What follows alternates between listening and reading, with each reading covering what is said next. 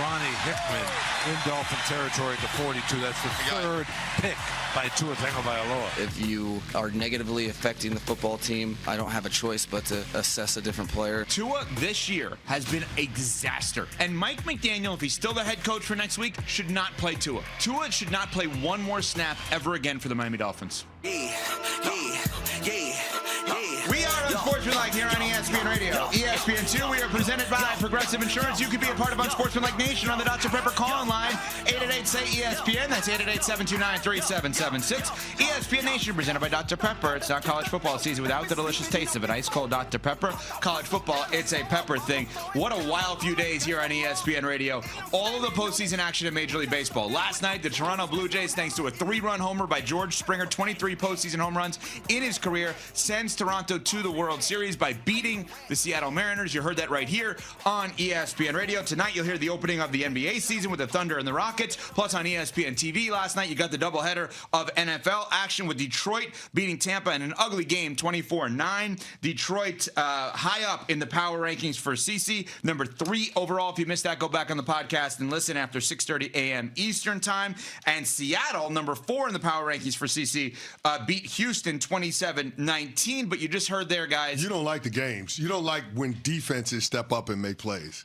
You don't like it. He keeps calling them ugly games. He called the Seattle Houston game ugly. He did. He called the Bucks Lions game ugly. If anyone knows ugly, it's me. He doesn't like defense. No. I know That's ugly. what it is. It's because he thinks he's still a quarterback. Everyone wants to see 35-38. Those are the types of games he wants to see. Brain. Yeah, 45-42. Those are the games he wants. Yeah. He doesn't want defensive battles like we got last night. I see that. Guys, let's just Detroit. I was about to say Detroit and Toronto. I am losing it. The Lions and the Bucks last night. Detroit and the Toronto. Blue Jays play the Lions. 4 turnovers. After beating the Seahawks. 4 turnovers on downs. The end of the second quarter featured this sequence. A fumble, into a missed field goal, into an interception, into an interception. Why can't that be good defense? And injuries all over the place. Why can't that be good defense, though? That wasn't a sloppy football game? That wasn't a good defense? It was a sack fumble on Jared Goff. The interceptions were unreal.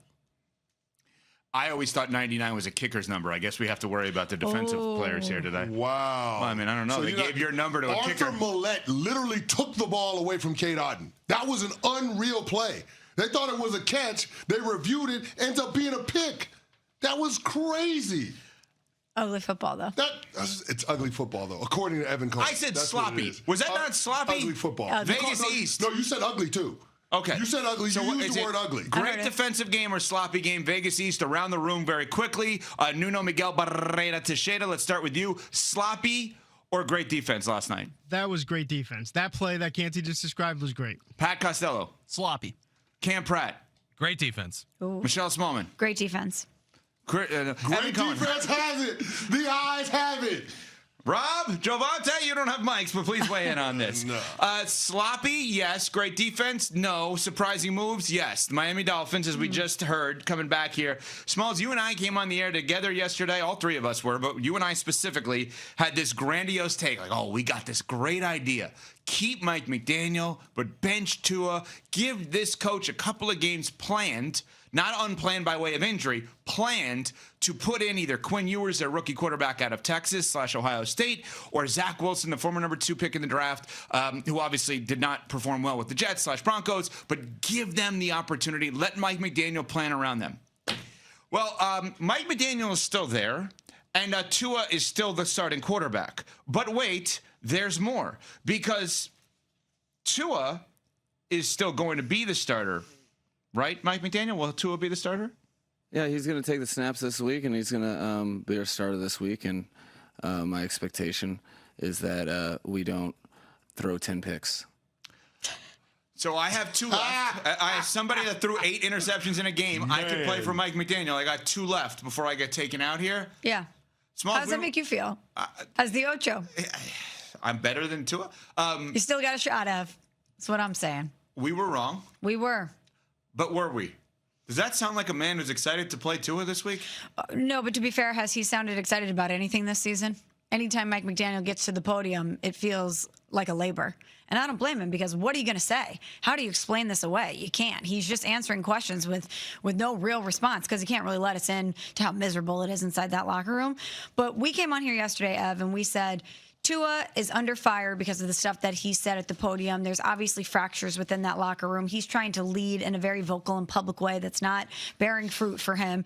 Oh, and by the way, he has the worst statistical 2-game stretch of his career. He has consecutive 3 interception games. If you're ever going to make a move at quarterback, now's the time. If you're Mike McDaniel, you're probably not going to survive this anyway. So why not go out there and at least try to do something and inspire the team and get a little bit of a spark with a different quarterback, because Tua clearly is not the answer. But guys, maybe this is above him. Maybe because of the contract, Chris Greer and or Stephen Ross are like, hey, we're paying him. You got to put him out there. This is out of your hands. I don't know who ultimately made the call, but I am surprised that Tua is still going out there. Are you saying that you don't believe, speculative guesstimation, you don't believe this is Mike McDaniel's call? Well, when he comes out there and says, yeah, I hope we don't throw 10 interceptions, that doesn't really sound like someone who's excited for Tua to go out there and start again this week. That doesn't really sound like a coach that has belief in Tua to be able to rally the troops and have a better performance this year, or this next game, excuse me. Does that sound to you like a coach that's convicted about his quarterback? He's very sarcastic. He's always been that way. But is now the time for that? Again, he's coming off consecutive 3 interception games. The team is terrible. There is major issues within that locker room that have gone public because of the quarterback. And he's saying, we're going to throw him out there. Hopefully he doesn't throw 10 interceptions. What are they trying to accomplish here? This is what I'm trying to understand. CC, you have pointed out by playing him more, you risk injury. And the guarantee for next year is done.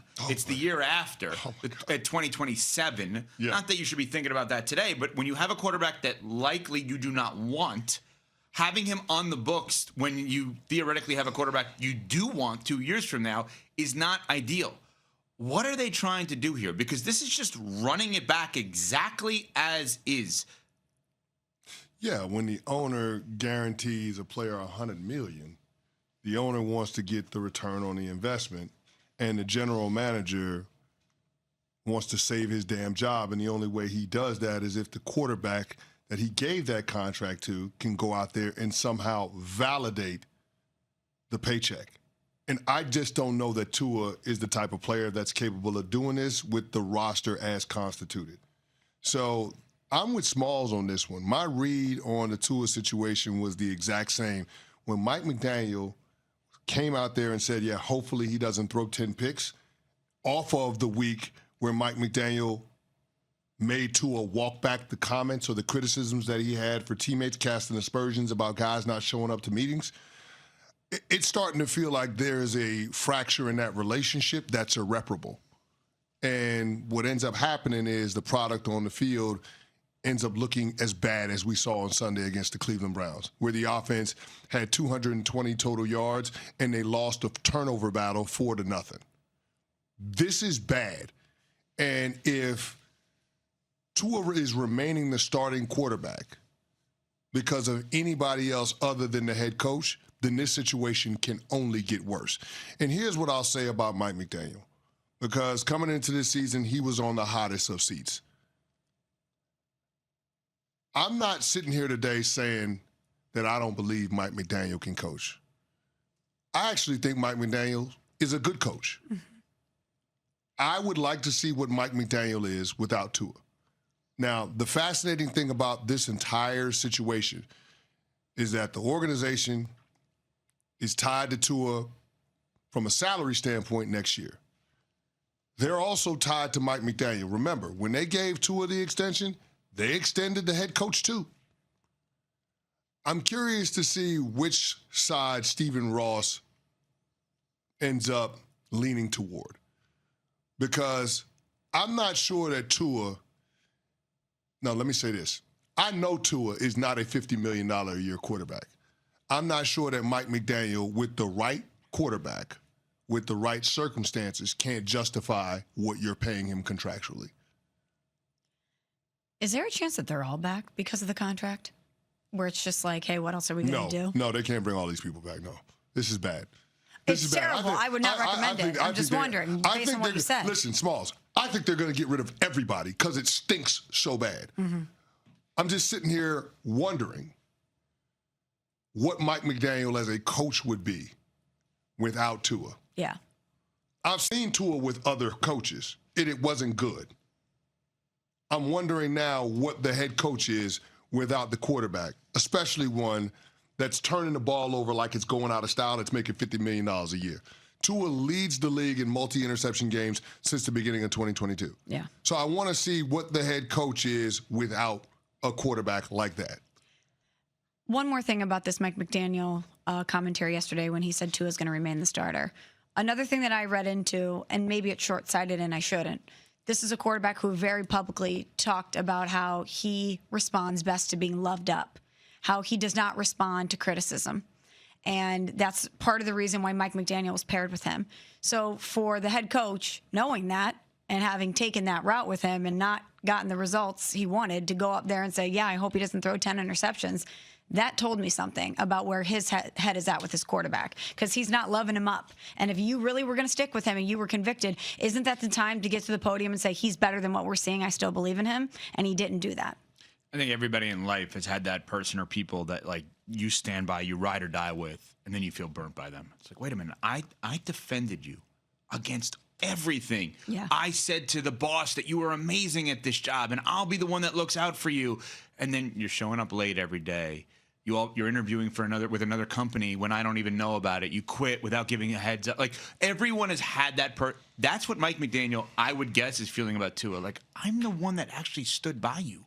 They chose me because of you. They chose me in many ways because I'm not Brian Flores. I'm also a good coach. Like, I think the Dolphins actually hired 2 good coaches in a row. And neither of them have worked out, which is an odd. Brian Flores and Mike McDaniel back to back. Well, they're not working out, but they're not working out because of the quarterback. Correct. And so at some point, like, you have to look at the common denominator. That's right. It feels like McDaniel is going to be a casualty. And I guess what I'm trying to say in a roundabout way is I don't know that he should be. I agree with you. But he also. I know it sounds crazy, but I don't. He vouched for giving Tua the contract, so his hands aren't clean in this. That's correct. But I will say this. I think Mike McDaniel is a good coach. I do too. I don't think this is the last time we'll see Mike McDaniel as a head coach if he gets fired in Miami. I ultimately think we will look back on this time and we will realize how bad a miss the entire Tua experience has been for the Dolphins organization. From when they drafted him, ahead of Justin Herbert, ahead of Jalen Hurts, ahead of Jordan Love, to when they paid him, and looking at the fallout, the aftermath from that point on, I think we will look back on this as an all-time gaffe by a general manager that drafted a quarterback and wanted to justify the draft position by giving the kid the contract. I think that's how we'll look back at the Tua time in Miami. Side note, if Mike McDaniel is let go, if I'm a college, I'd go after him hard. I think he'd be a phenomenal college coach. I think NFL teams will pay him a lot of money to be an OC. I think he would be a phenomenal college football coach. I would go after him hard.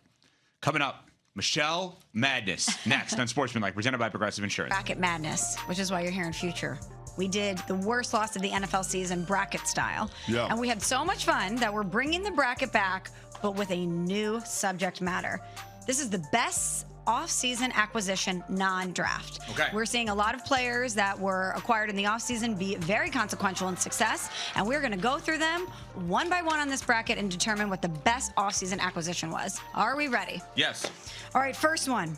Number 1 seeded Micah Parsons versus the 8 seed in Mac Jones. What we got, guys? The fact that this is like a realistic and like appropriate conversation is wild. The answer is Micah, but Is it? But Is it? But Mac's team has more wins than Micah does. Mac plays a more important position than Micah does, and Mac has more contractual value tied to winning than Micah does. That's why it's a sneaky good seeding. The fact that Micah got the 3 sacks against Arizona is what puts me over the top. And because not all of the Niners wins, I don't believe all came with Mac in the lineup, right? I mean, Brock started at least 1 or 2 of them. No, only one. Only one? They're 4-1 with Mac So Jones they as the each starting have the same quarterback. amount of wins as starters on their respective teams, if you look at it that way, because Green Bay is 4-1-1. Better value signing is definitively Mac. Better offseason move. I still got to go Mike. The Rams don't, the 49ers don't beat the LA Rams without Mac Jones being their quarterback.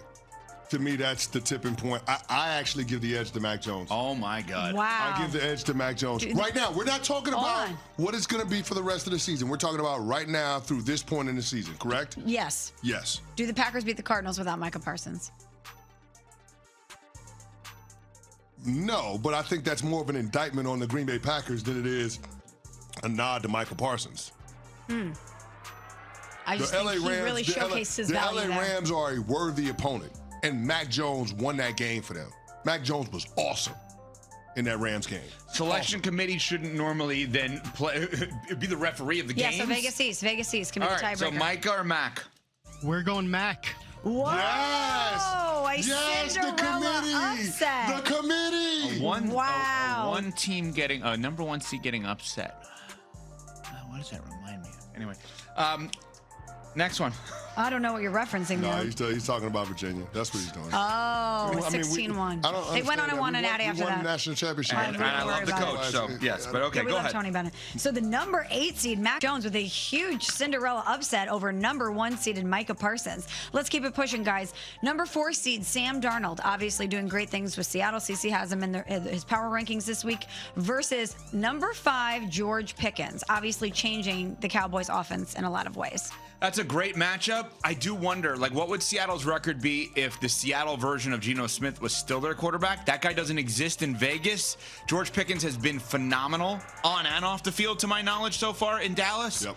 I still have to be fair, and if we're going to lean quarterback with Mac over Micah, I'm going to lean quarterback with Sam Darnold over George Pickens. Yeah, I'm going with Sam Darnold, too. He leads the league in explosive passing plays. He's got top 5 in passer rating. Sam Darnold has been absolutely awesome. I mean, listen, he's had some turnovers at inopportune moments, but he's been able to more than overcome that with stellar play. So Sam Darnold over George Pickens. 2 quarterbacks advancing on the left side of the bracket. Let's swing over to the right. Number 2 seeded Aaron Rodgers, obviously with the Pittsburgh Steelers, versus number 7 Rico Dowdle, who's having a great season for Carolina. He is, but let's be fair here. None of us thought Aaron was going to be this good this year. He's been excellent. The Steelers are in first place. The Steelers have had a revolving door at the quarterback position. He doesn't necessarily end that after this season, but they're a first-place team with Aaron Rodgers as their quarterback. Rico Dowdle's been great for Carolina, but I'm going Aaron. Same amount of wins for the Carolina Panthers and the Pittsburgh Steelers. Oh. Same amount of wins. Look at Evan had to look. Are you sure? He had to look at it. Look at her. Evan like, He looks so what? confused. He looked down and said, They have what? 3. Oh, they have 4. He looked down and said, what? But not the same amount of losses. Not the same amount of losses. You just blew his mind. Mine is blown. 100%. I thought you'd know what your guy Dave Canales is up to. Did not realize that. Mine was blown. Listen, I'm going with Aaron Rodgers. I can't even hate on him with this one. Like, as much as I like Rico Dowdle and everything he's done, he's been absolutely phenomenal. But Aaron Rodgers has provided the Pittsburgh Steelers with competent quarterback play. Now, we're not basing this off of projections. We're basing it off of what we've already seen. And to this point in the season, Aaron Rodgers has been the more impactful offseason acquisition. All right, let's keep it pushing. Number 3, Devontae Adams versus number 6, Daniel Jones. Okay, we're answering our own opinions of this, but let's come together and destroy the seeding committee here. How is Daniel Jones a 6th seed? That's ridiculous. May I explain? Possible. Yeah, well, As the seating committee, may I Go explain? ahead. We ranked these, and by we I mean I, and then Nuno and company approved, based on the impact we expected them to have when the moves were made this offseason. And let's not forget, we still had conversations that Anthony Richardson might be the starter. We didn't even know at the time of acquisition if Daniel Jones would be under center for the Colts. Fair point. Good defense. Which is why he is ranked or seated a 6. I would argue that makes it even better acquisition because, I mean, he's exceeded Daniel Jones by a mile. Devontae Adams has been great. Devontae Adams has been awesome. And I love, offense, Aaron, I love Devontae away from Aaron succeeding here a little bit. But, I mean, Daniel Jones may be the MVP of the NFL. And yeah, Jonathan Taylor's been better, like comparatively, but Jonathan Taylor's a running back. The NFL, not the MVP of his team. Yeah, that's true. Wow. Interesting. Okay. I mean, there's an argument to be made there. Okay. I'm going Daniel Jones. Are you going to make it? No. I was about to say. Someone can. An argument. I don't have to be the one arguing. Yeah, I can't have the Colts #1 in my power rankings and not say that Daniel Jones' acquisition is more impactful than Devontae Adams. So I'm going Daniel Jones. You realize what we just defaulted into? All four quarterbacks. Quarterbacks. Yeah. Let's head to the Final Four. Jones, Sam Darnold, Aaron Rodgers, Daniel Jones. All right, let's head to the Final I'm just sitting here Four. thinking about it. Rico Dowdle probably came the closest to pulling off the upset. Yeah, might be Next. for me. Next. Maybe. All Okay, right. Final Four. Number 8, Mac Jones versus number 4, Sam Darnold. If Mac beats Micah, he has to then beat Darnold, in my opinion. Mac is so unexpected to be this good. I mean, he was terrible at the end in New England. He was good in the beginning. He was not good last year filling in for Trevor Lawrence in his hometown of Jacksonville, where you thought, okay, vibes could be right. It went poorly in New England. No. He's been great with Kyle Shanahan, and they've been great together, as people like Dan Orlovsky and others speculated for years. I get what Sam Darnold has done. Mac Jones and Sam Darnold have the same record, and one's a backup and one's a starter. So I got to go with the backup in that case. No, the I better got to go with acquisition. Sam Darnold. I can't do the value over replacement thing, so I'm just going to boil it down to who's playing better. And Sam Darnold is objectively playing better football than Mac Jones by every single metric. So Sam Darnold. Vegas East, tiebreaker. We were going with Mac Jones. Whoa. Wow. Mac advances to the finals in the Michelle Madness Best Offseason Non-Draft Acquisition. Y'all just want to see the world burn. Cinderella keeps They dancing just in want to Mac see the Jones. world burn. That's all it is. All right. Number 2, Aaron Rodgers versus number 6, Daniel Jones. I mean, Aaron, again, has gotta be been great. Daniel It Jones. has It's to be gotta be Daniel Daniel Jones. They have the Jones. best record in the It has to be NFL. Daniel Jones. And if you're wondering about how good Daniel Jones is, on a third down late with the lead, they pass the ball. Yep. And they That's convert- trust and in they converted quarterback. Too. Yep. Okay, championship round to determine the best offseason acquisition in the NFL. The Battle of the Joneses. The Battle of the Joneses. Number 8 seeded Mac Jones versus the 6th seed and Daniel Jones. And we didn't even rope Jerry Jones in there. The We did Battle not. of the Joneses. We did not. He'll take credit for it somehow. It's Daniel Jones. It's Daniel the Jones. best offseason Jones. acquisition in the NFL so far heading into week 8 of the season is Daniel Jones from Minnesota, not from New York. By the way, we talk about Minnesota passing up on Rodgers.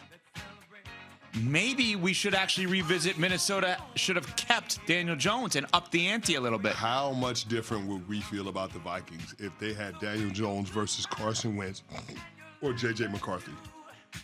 And there is a reason to believe that Daniel Jones would have played the same way there as he has in Indy because of everything that Kevin O'Connell has done at the quarterback position. Wow. If you need to hire for your business, hire Daniel Jones. But if you need to hire for your business in 2025 and want an easier way to find qualified candidates, use ZipRecruiter. Try it free at ZipRecruiter.com/USL. Dan Graziano, ESPN NFL reporter and analyst, will join us next. We're on Sportsmanlike, presented by Progressive Insurance.